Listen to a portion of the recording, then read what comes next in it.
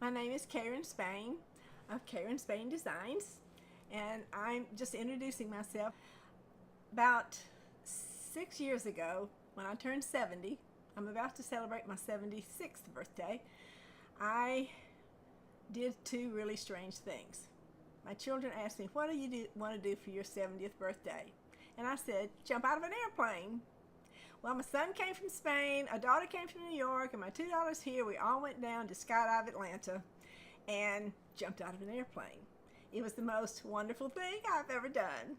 And about the same time, I started painting. Equally as strange, but sort of like Forrest Gump, I got started and I haven't stopped. And my children have been on my case to do this how-to videos for YouTube. Well, never done this before. I'm gonna give it a go. Really don't care what happens with it. I just know I'm having a lot of fun, and I hope it'll inspire people who are sitting on their sofas at a little bit older age and think they have nothing to contribute to this world and have no fun left to do, that maybe this will help them to see that yes, there's a lot that you can do. And I think my video is turning me into a ghost. I don't know why. So anyway, that sort of introduces me, and what is going on? There I am. Well, this is how it's going to be. I'm telling you, this is how these videos are going to be, because I don't know what the heck I'm doing, and it's all a big experiment, but I'm going to have fun, and I hope you'll enjoy. So, stay tuned. Rainbows are flying when we're together, flying true, being you, flying free, being me, walking hand in hand in our tripping reverie. Oh, is it real or dream? Does it matter? 'Cause it seems that rainbows fly when we're together. And now we're going to do a project together to show you how I do what I do. I bought this little tray at, I think, Home Goods or someplace like that, and it was just a silver, ordinary, plain tray, but it's the perfect size for what I want to use it for on my deck. I have black wrought iron furniture, and just to tell you a little tidbit, my daughter, up until not even too long ago, thought, and she's a grown woman, by the way, thought it was wrought iron furniture, rod, R-O-D. Well, the truth is I probably thought that when I was young myself. But anyway, it's wrought iron furniture, and it's black, and I wanted the tray to have a base coat of black. But the first thing I had to do was clean it with rubbing alcohol, which I always use to clean most everything I paint.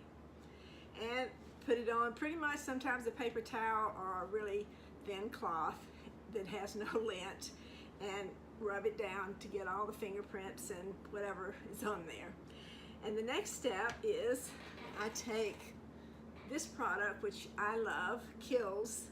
It's a latex primer, sealer, blocker, stain blocker, and it's for multi-surfaces. I use it on wood and metal, and don't put it on glass, but I put it on everything else. Then I paint it with a primer, which, I mean, not a primer, but a base coat, which I chose black this time because of my black wrought iron furniture. And I've already done that, as you can see. The next step is I have to figure out what size little squares that I want. And I actually, before I ever start a project, I do my little drawing. I don't know if you can see that, but I do a drawing of the project and decide how I'm going to paint it.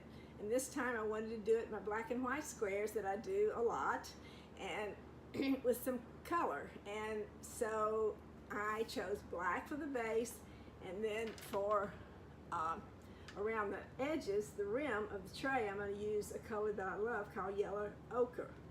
And then around the sides of the tray, I'm going to do red, Tuscan red, and a desert turquoise. And I'll show you these paints as we go along and who they're made by and why I like them. So I always do that first. I make my excuse me, my little sketch, and I date it and I say who it's for. And for me, it's my tray for my deck. So that's all there in my book of life, and I plan how I'm going to do it. So then I get my ruler and I measure all the way across, and it was actually about 10.5 inches across, and I want to get 9 squares across because it's a rectangle and you need an odd number of squares, and I like them a little larger than smaller. So I had to take the 10.5 inches and divide it by 9, and it came up to about 1 inch and 1/8. So then I take my next favorite little tool, which is a where is it? Excuse me, I've lost my head.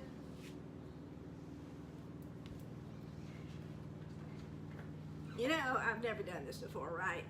And as my painting was a learning experience, so is doing a YouTube video. So you will have to just either laugh or cry along with me because I'm going to make a lot of mistakes.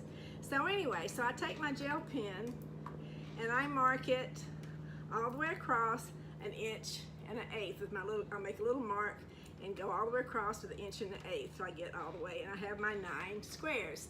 Then I turn it.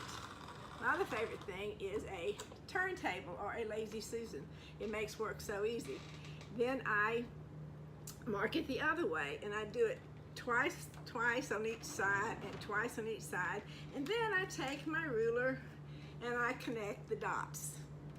Okay, I just put it down and I put it along the dots, and I draw with my gel pen and make till I finish making the squares.